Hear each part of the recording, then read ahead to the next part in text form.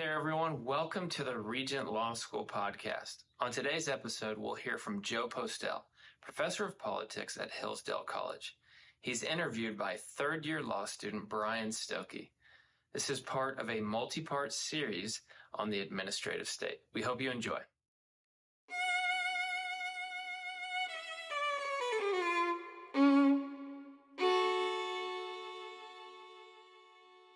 Up next, we have Professor Joe Postell. He's a professor of politics at Hillsdale College. Professor, thank you for joining us on the podcast. It's great to be with you. First off, could you tell us a little bit about yourself and then what you do as a professor at Hillsdale? Yeah, so I grew up in Ohio, very rural Ohio. I was 10 miles away from a gas station, a stoplight, a fast food place, and it was the best place in the world you could grow up. I,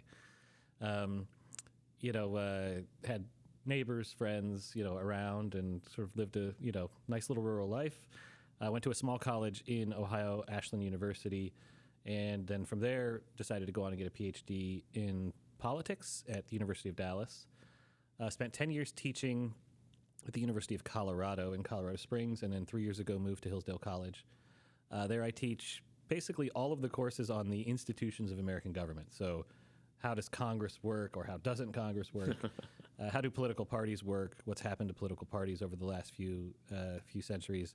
The presidency, and then administrative law and environmental policy. So I teach a lot of public policy and institutions, and speak at a lot of law schools, actually. I tend to write more in law reviews these days than in political science journals, but I find that the issues in law right now are quite interesting, so it's a great time to be studying these things. Well, we're happy to have you and your expertise here at our Law Review Symposium, which is about the administrative state and administrative law. If you wouldn't mind, for the listener who might not be as familiar with the term, and it's also become kind of a buzzword, the administrative state, could you provide a general definition? Yeah, I think that people get the wrong impression when they hear this term, the administrative state. And granted, it's not that widespread of a term in terms of its use, but we've had people talk about the deconstruction of the administrative state, and just the debate on the Republican stage just a couple of nights ago. Vivek Ramaswamy was talking about the administrative state. So this term has actually come into political discourse recently. I think people sometimes get the wrong impression of what it is. I think it's some stand-in for the idea of big government or bureaucracy, even this idea of the deep state. So I try to be very careful about what I mean by the administrative state. And I essentially mean domestic policy administrative agencies that have powers to make rules, that have powers to execute, investigate, prosecute those rules, and then have the power to adjudicate those rules. So, basically Congress giving over rulemaking authority to these agencies. Think of EPA, or think of the Federal Trade Commission, or something like OSHA. And then those agencies also seem to do a lot of the investigating, the prosecuting. They tend to do the enforcement. They tend also to do some of the adjudicating. And so for me, the administrative state is less about the size of government, and it's more about the how of government. How does government do what it does in the modern context? And the obvious, when you start to describe it this way, the obvious thing that stands out is we have this Schoolhouse Rock version of government that we teach to high schoolers, where Congress gets together, there's a bill, there are committees, it gets a vote, and then the executive branch just carries it out. And really, I think most people today have at least started to wake up to the fact that Congress doesn't do much legislating these days, and most of the legislation today it's not called legislation, it's called rulemaking in the agencies, but it's essentially legislative power being exercised by agencies. So the administrative state is kind of that legal consolidation of power, and in my view, tension that presents to the way the Constitution was supposed to and it was designed to be run.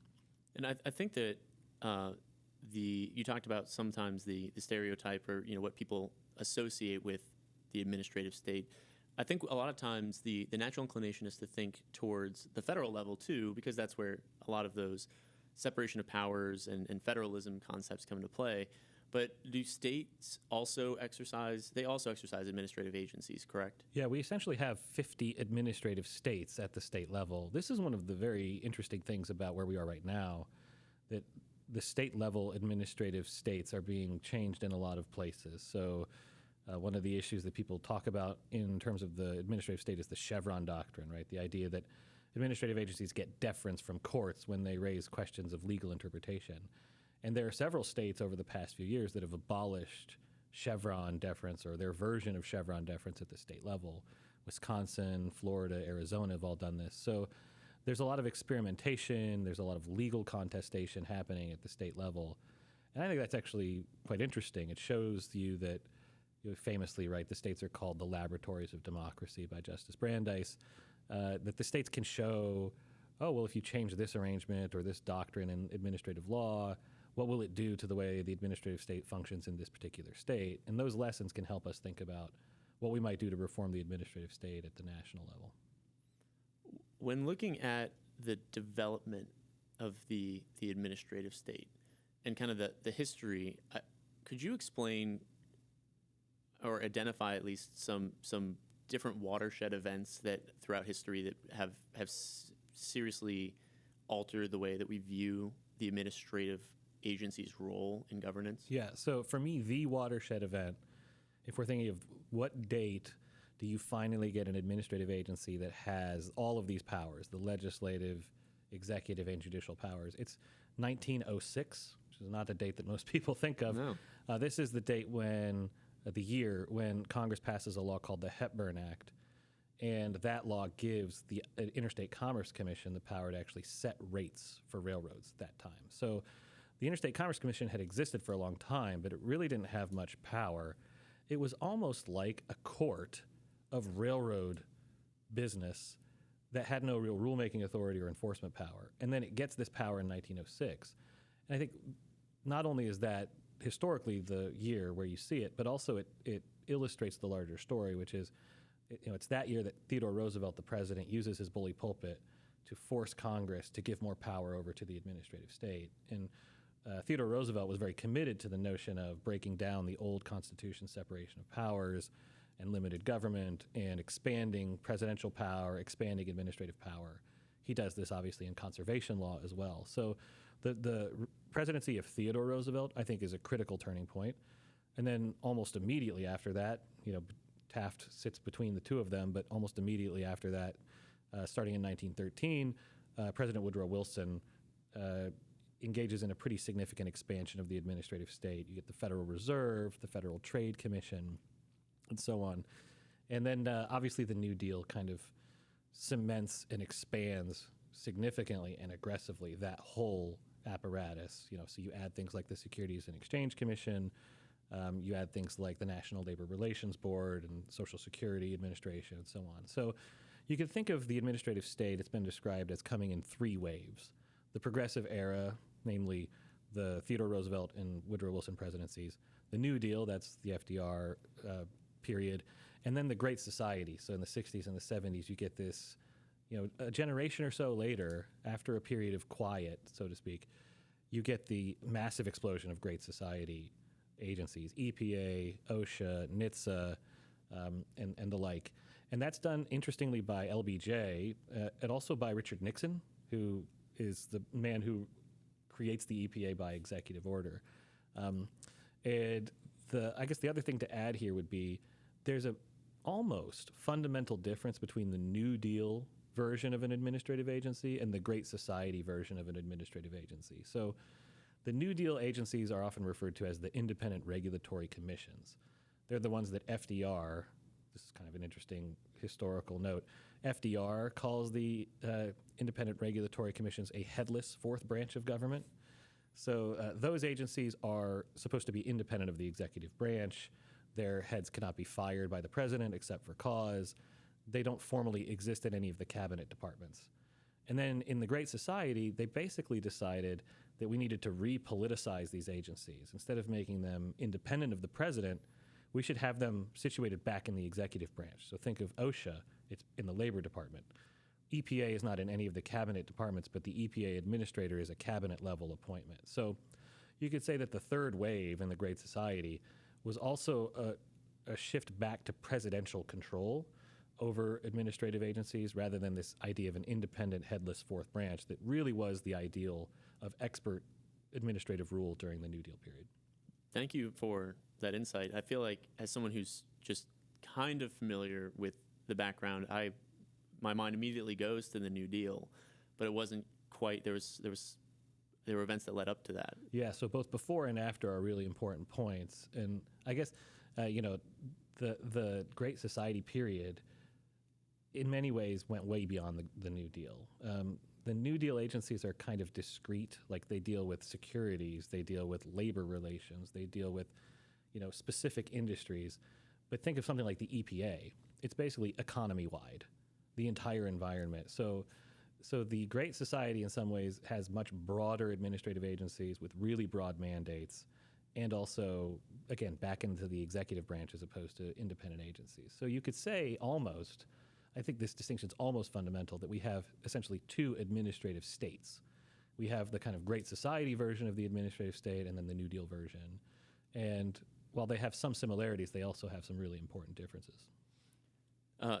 To go back to what you just said about the fourth branch, the headless branch, to contrast that with the Schoolhouse Rock that we all know so well, how does the existence of the administrative state warp, if it does, warp the checks and balances that were designed by the framers? Yeah, I think it does, but I think it also in some ways operates within the checks and balances of the system. So start with how it warps the system. It has essentially turned Congress into a very different kind of body. Congress in the 19th century used to be a place where people would show up onto the floor, they would engage in debates, they would try to offer amendments to bills, they would try to legislate. And today Congress, right, members of Congress don't really do any of that anymore. They essentially try to oversee how administrative agencies carry out their functions. There's a lot more work now involved in oversight and in campaigning than there is in legislating and in governing. So it's changed Congress. It's changed Congress's role fundamentally. At the same time, it's clearly changed the president's role as well, right? The president in the 19th century was obviously an important figure. People cared a lot about who the president of the United States was. But the president was much more subordinate to the Congress in the 19th century before you had this administrative state.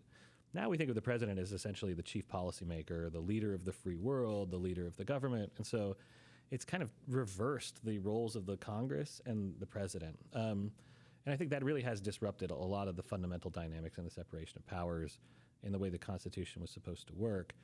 On the other hand, to qualify that a little bit, there's also something unique about the American administrative state, and that is how heavily judicialized it is. So there's a really fantastic book, it's probably 20 years old now, called Adversarial Legalism, The American Way of Law. And the professor, Kagan, in that book, he says, if you go to, say, the administrative states of Japan or France or Germany, the idea that you could sue an administrative agency, that you could challenge administrative action in a court of law is sort of preposterous. There's so much deference given to these administrative experts in those countries that America really stands out as a place where the law and lawyers and courts and judges still play a huge role in how the administrative state works. And we're obviously familiar with that. Think of the student loan decision, think of the vaccine mandate decision, think of the Clean Power Plan decision in West Virginia versus EPA. In all these cases, really the agencies and the courts are the ones making so many of these decisions. So it's almost like we've moved from a system where Congress makes all of the decisions to a new world in which the courts, the agencies, and the president are kind of working all of this out. And Congress has kicked a lot of that decision-making authority over into that new triangle. What are your thoughts, and this is a very broad question, but what are your thoughts about Congress taking on that new role? Obviously, at some point, the size of the government makes it impracticable to try and legislate every minute detail. Yeah. This is actually what I've been focusing on in all of my work lately is how to fix Congress. Because I think that's the fundamental question when you think about the administrative state. Congress created it. Congress empowers it. If Congress wanted to limit it, it would be Congress who would have to do it. And so how do you get Congress to stop doing what it is doing, which seems to be, raising money, sort of conducting oversight hearings, sort of going on media appearances, and go back to the serious work of governing and legislating. And What the framers of the Constitution don't seem to have anticipated was the idea that members of Congress would willingly give up their legislative powers. They thought, if anything, that the legislature would grab all of the powers of the other branches. They called Congress an impetuous vortex, and Madison calls it that in Federalist 48. And so how do you get from a Congress that's a vortex to a Congress that, instead of sucking up all of the powers of the other branches, actually expels its own powers to those branches? And I think the answer is you need to get members of Congress to think less about themselves as individuals and more about themselves as members of this legislative body whose work it is to come together, to build coalitions, and to come to compromises on difficult decisions that need to be made. So how do you incentivize them to do that? To this point, I think many of the legal scholars have said, well, you need the courts to come in and tell Congress through the non-delegation doctrine, you have to make these decisions, or the major questions doctrine, right, which is the chief vehicle by which the courts are doing that these days. I actually think we need to work it from the other way. Congress needs to be restructured. And so my view on this is you need leaders in Congress to be real leaders, genuine leaders. Right now we have a system, this is almost too obviously on display these days, in which the leaders in Congress, people like the Speaker of the House, are so busy worried about whether they're going to lose power, so busy worrying about a few members of their own caucus, that they can't really build coalitions and get legislation across the finish line. So essentially we have a Congress that is gridlocked. And even though it's a two-party system and it looks like it's a system in which the majority gets to decide things, the majority party is so internally fragmented that it has no way of legislating. And in that system, Congress is going to be increasingly weak, which means the administrative state is going to be increasingly strong. And so it seems as though the effect of that then is to just pass the buck on to the administrative agency. We're so gridlocked that we can't come to a decision either way, but we can agree to let someone else make the decision. Does that seem fair? Yeah, and then, of course, this comes back to the question of the individual members of Congress versus thinking of themselves as a body. So an individual member of Congress can get reelected by blaming somebody else for the decision that's made, whereas the Congress as a whole is losing power. So it's like individually they're better off, but collectively they're all much weaker. We didn't really anticipate a politician, the rise of a politician who would want to get elected over and over again, even if that meant that they were weaker and weaker over time, that they would trade their own power for just safety in office. Now, I mean, in hindsight, it does seem obvious that some politicians are going to do that. So how do you restore genuine leadership in Congress? I think that's really the critical question, because that's where the leadership used to be, and that's, if you're going to limit the administrative state, that's where the leadership will have to reemerge. I think that, and on my list of questions, I think that answers the next one, which was, are there any limits to the growth of the administrative state? I think it's directly tied then to the selfishness of legislators that are trying to, retain that power even though they're continually becoming weaker. Yeah, I mean, what limits are there right now? I think the only limits we have are the courts. Or every once in a while, a president comes in and tries to take on the administrative state. This is one of the fascinating things about the history of the administrative state.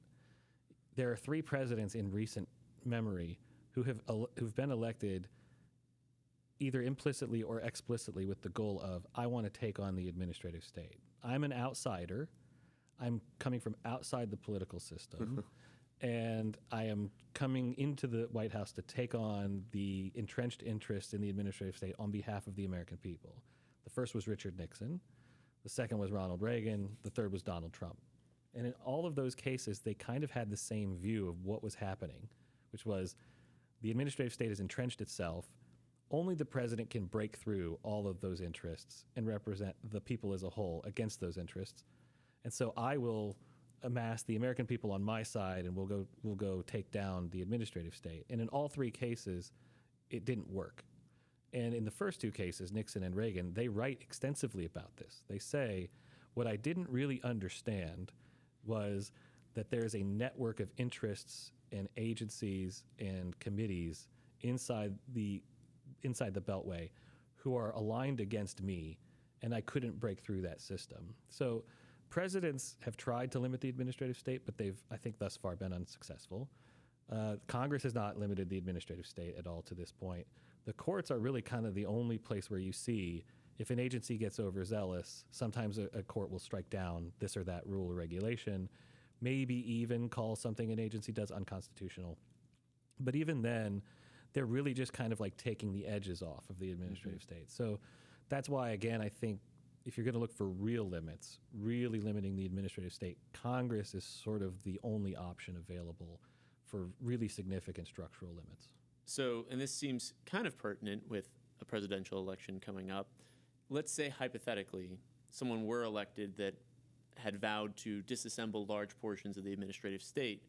Is it your opinion that they would run into those same hurdles that Nixon and Reagan and Trump did? Yeah, I think so. I think it's always easy in the abstract to say you want to take on an interest, but there's a basic problem of interests are concentrated and the interest of the American people is diffuse. So if you say, I want to take on, say, agricultural subsidies, well, the American people as a whole don't care that much about the ag subsidies, but the people who are benefited by the ag subsidies care very deeply about them. They care. And so if you ever want to take on an interest, you're going to find that the people who you're fighting are much more organized and much more motivated than the people who are only mildly interested in the reform that you're going to enact. Think of tax reform dynamics always fall along these lines. Every loophole you try to get rid of, you run into an organized interest with lobbyists. And the people who will benefit from getting rid of a loophole might get a few pennies in their pockets, or the equivalent of that in terms of savings from the federal budget. So you always run into the problem of what political scientists used to call the iron triangle, where the interests in the Congress and the committees, the interest in the agencies and the interest groups all kind of collude to protect their own turf from the generalist president who claims to be representing the public interest of the whole country. And I think this dynamic is really what stopped all three of those presidents and would probably stop any other president who wasn't fully aware of and had a strategy for dealing with that dynamic. The interests will circle the wagons and protect what they need. Yep. So that sounds, it's for someone who's really not all that familiar with the process, this might sound kind of discouraging. Yeah, right. Is there, I mean, the idea that the only thing that we have to wait on is that Congress stops being so selfish is one of the only solutions. We might not see that on the horizon. Is there any hope for the administrative state, or are we doomed? Yeah, actually, I'm very optimistic, and That's nice to hear. I agree with what you're saying, right? That the tone of this, because we've been looking backwards historically, it's somewhat defeatist. But I actually think, if anything, we're at a critical turning point. Nobody 30 years ago even knew what the administrative state was, much less thought it was a constitutional problem or thought that we should do something about it. I think the awareness of the problem has gone up significantly over the last generation. So the political will to try to restructure this administrative state, I think, has finally started to emerge. What we really lack is the ability to think clearly about what to do. And here's where I do think it's easy to go off the rails. So a lot of times people think, well, dismantling the administrative state means abolishing 75% of the federal government. And that's not my view. My view is we should still have federal environmental standards for clean water and clean air. We should still have federal workplace safety standards. We should still have clean food and drug regulations. So I actually don't think we would abolish the FDA, the EPA, OSHA, or any of these agencies. But what we would really want to do is to say those agencies no longer get to make the rules, execute the rules, and carry them out. All they're going to do now is be the instruments and the executives of the will of the people expressed in the legislative branch. And when they bring cases, they got to go to independent judges, and they got to make the case to an independent decision maker. So I really think we need to distinguish big government as a question from the administrative state as a question. I think you can have a pretty robust federal government that does a lot of really important and useful things without just consolidating all of this power into the hands of the experts. So thinking that through, I think, is going to be critical if we're going to make a lot of progress. And I think what you just talked about, the issue that you identified relates back to 1906. And you said that was the first instance that an agency had been granted all three of those powers to both legislate, enforce, and then adjudicate those issues. So it's interesting to see that all play back into what's the solution. It's where the same problem started. Yeah. So that's really, really neat that it all comes back in the end. Yeah. So if someone wanted to know more about what your work is at Hillsdale, what topics do you research? Okay. Yeah. So I write about Congress. I've got some interesting papers that kind of try to explain what happened to Congress, how to fix it, political parties. So I think if you Google my name and Congress or my name and political parties, you'll be able to find all of those papers. Many of them are published by the Heritage Foundation, where I'm a visiting fellow currently. And then I also published basically a primer on the administrative state. What is it? What to do about it? This is almost 10, it's over 10 years ago now that I wrote it. And that's also, if you Google my name and administrative state, you would find that too. If you really want to get the deep dive into some of the stuff we've been talking about, I have a book called Bureaucracy in America, The Administrative State's Challenge to Constitutional Government. And that book, which shamelessly borrows from Alexis de Tocqueville's famous book, Democracy in America, is an attempt to explain what happened throughout the course of American history to give us this administrative state. And then it also says, it contrasts the modern administrative state with what came before, the 19th century approach, which was, we have regulation, but we do it through elected officials, we do it through the law, and we have courts there to make sure that everybody's acting in accordance with the law. So if you want the really deep historical dive, that Bureaucracy in America is the book to go to. Well, it sounds like there's a lot of material to follow up on. Yeah. There's lots more to explore here. But we really appreciate your time both this morning and this afternoon coming to chat with us. Is there anything else that you would tell the listener that's important to know about the administrative state before we end? No, I think I guess this follows up on the last point. Don't be defeatist. This is a great country with a great political system and great founders who gave us great principles. All we need to do is to study these things and to keep making the right arguments. And I think there's a bright future ahead. I like it. Well, thank you very much, Professor Postell, for your time. And that'll conclude us right now. Thank you.